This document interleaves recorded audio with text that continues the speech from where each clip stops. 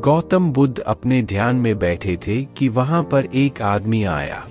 ये आदमी अपने आलसीपने से बहुत ज्यादा परेशान था। आलसी आदमी गौतम बुद्ध से बोला, महात्मा जी मेरी मदद कीजिए, मैं अपने आलस्य से बहुत ज्यादा परेशान हूँ। आप ही कोई उपाय बताइए जिससे मैं आलसीपन से छुटकारा पा सकूं। गौतम बुद्ध ने उस व्यक्ति से कहा, पहले मुझे यह बताओ कि तुम्हें क्यों लगता है कि तुम आलसी हो। आलसी आदमी बोला, सिर्फ मुझे नहीं, मेरे परिवार वालों को और मेरे आसपास के सभी लोगों को ऐसा लगता है कि मैं आलसी हूँ। गौतम बुद्ध ने फिर उससे पूछा, क्या तुम जानते हो आलस्य होता क्या है?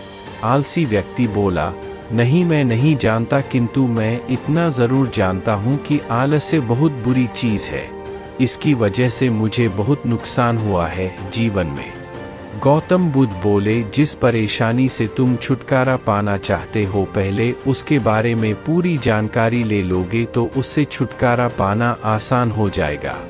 आलसी व्यक्ति बोला, भगवान इतनी बुद्धि तो मुझ में नहीं है, आप ही मुझे इस समस्या के बारे में जानकारी दीजिए। गौतम बुद्ध बोले, आलस्य एक मानसिक अवस्था है, एक विचार है जिसे जाने अनजाने में हम खुद ही जन्म देते हैं। आलस्य दो मूलभूत कारणों की वजह से ही जन्म लेता है, एक है शारीरिक और दूसरा मानसिक। शारीरिक कारणों में पहला कारण है गलत तरह का भोजन। हम सभी जानते हैं कि हमारे शरीर को भोजन से ऊर्जा मिलती है और यह ऊर्जा सजीव चीजों से मिले तो अच्छी, यानी कि प्राकृतिक रूप से जो हमें भोजन की वस्तुएं प्राप्त होती है उनसे अगर यह ऊर्जा मिले तो हमारा शरीर इससे अच्छी ऊर्जा प्राप्त करता है। इससे उलट यदि हम निर्जीव वस्तुओं से ऊर्जा प्राप्त करते हैं तो यह हमें आलस्य की ओर लेकर जाती है। दूसरा कारण हमारी शारीरिक गतिविधियां भी हमें आलस्य के चंगुल में फंसा सकती है। गौतम बुद्ध ने आलसी व्यक्ति को अपने शिष्यों की तरफ इशारा करते हुए कहा कि देखो, इनके चलने फिरने बैठने के तरीकों में तुम्हें कुछ अलग नजर आ रहा है। जब आलसी व्यक्ति कुछ समझ नहीं पाया तब गौतम बुद्ध ने उससे कहा, मेरे शिष्य जब भी बैठते हैं तो वे रीढ़ की हड्डी को एकदम सीधा रखते हुए बैठते हैं।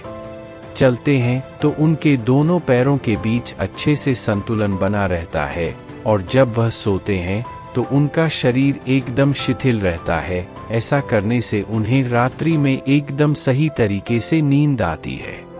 आलसी व्यक्ति बोला, लेकिन नींद तो आलस्य का की एक स्वरूप है। बुद्ध बोले, हाँ, अगर उसे ज्यादा मात्रा में लिया जाए तो। बुद्ध ने इस बात को आगे बढ़ाते हुए कहा, नींद कम मात्रा में लोगे तो तुम्हें अगले दिन थकान महसूस होगी और ऐसा करने से ज्यादा आलस्य शरीर में आएगा। नींद ज्यादा लोगे तब भी यही परिणाम होगा, इसीलिए नींद को ना ज्यादा ना कम एकदम सही मात्रा में लेना अति आवश्यक है। आलसी व्यक्ति बोला, हाँ यह तो मैंने भी अनुभव किया है। बुद्ध बोले, अब मानसिक कारणों के बारे में जान लो। मानसिक कारणों में सबसे पहले है हमारी पुरानी गलत धारणाएं। अक्सर ऐसा होता है कि हम पहले जिन कामों में असफल हो चुके हैं हमारे अंदर ऐसी भावनाएं बन जाती है कि हम उस काम में हमेशा असफल होते रहेंगे, जिस वजह से हमें उस काम को करने में आलस आता है। ऐसी धारणाओं से छुटकारा पाने का एकमात्र उपाय यह है कि हमें अपने मन को यह समझाना चाहिए कि पिछली बार हम जब उस काम में असफल हुए थे तो हम उसके बारे में जितना जानते थे अब हम उस काम के बारे में उससे ज्यादा जानते हैं, क्योंकि असफल होने के बाद हम उससे काफी कुछ सीखे भी हैं।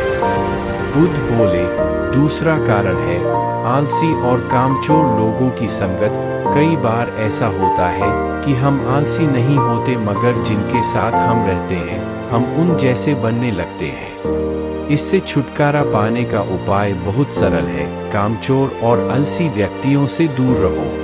ऐसे व्यक्तियों की संगत में रहो जो अपने काम को बड़ी लगन से करते हैं और तुम्हें कुछ सिखा पाए। गौतम बुद्ध ने तीसरा कारण बताते हुए कहा, यह कारण आलस्य के लिए सबसे बड़ा कारण है। काम को कल पर टालते रहना, यह कारण इतना शक्तिशाली है कि किसी भी व्यक्ति को बर्बाद कर सकता है। इससे बचने का सबसे आसान उपाय यह है कि जो काम जितनी जल्दी संभव हो उतनी जल्दी कर दिया जाए। गौतम बुद्ध ने आलसी व्यक्ति से एक सवाल पूछा, मान लो तुम किसी रेगिस्तान में फंस गए हो और तुम्हें प्यास लगी है, तो तुम क्या करोगे? आलसी व्यक्ति बोला, मैं जल्दी ही रेगिस्तान के आसपास कोई गांव की तलाश करूंगा या ऐसी जगह की तलाश करूंगा जहां पर मुझे पानी मिल सके।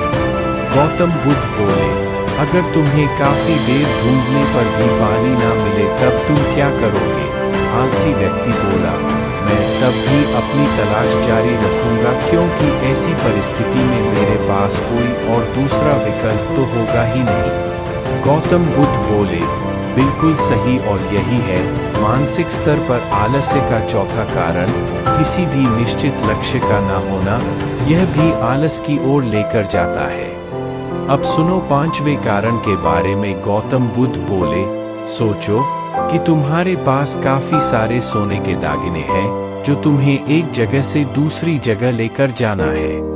तुम चलते चलते थक जाते हो और किसी पेड़ के नीचे बैठ जाते हो और तभी तुम्हें दूर से तुम्हारी तरफ दौड़कर आ रहे डाकू दिखाई देते हैं। तो क्या तब भी तुम आलस करके वहीं बैठे रहोगे या ऐसी परिस्थिति में तुम वहां से उठकर दौड़ने लगोगे?